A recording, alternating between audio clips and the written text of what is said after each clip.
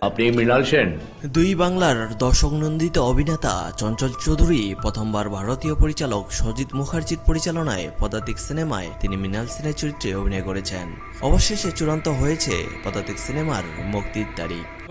আপনারা কেউ বলেন এক্সপেরিমেন্টাল জিনিয়াস। প্রখ্যাত ভারতীয় চলচ্চিত্র পরিচালক মৃণাল সেনের বায়োপিক সিনেমা পদাতিক গত মে মাসে সিনেমাটির টিজার প্রকাশ পেয়েছে। তারপর থেকেই প্রশংসায় ভাসছেন সিনেমাটির অন্যতম প্রধান অভিনেতা চঞ্চল চৌধুরী। তাছাড়া প্রশংসা করেছেন পরিচালক সুজিত মুখার্জিও।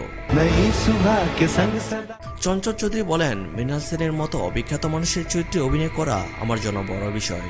পদাতিক সিনেমায় অভিনয় করার পুরো কৃতিত্ব পরিচালকের। তিনি যেভাবে চেয়েছেন সেভাবেই অভিনয় করেছি। অবশ্যই চরিত্রটি চ্যালেঞ্জিং ছিল। আমি চেষ্টা করেছি, দর্শকরা পর্দায় দেখার পর জানাবেন কতটুকু করতে পেরেছি। এদিকে অনেকদিন পর এবারের ঈদে চঞ্চল চৌধুরী অভিনীত তুফান সিনেমা মুক্তি পেয়েছে।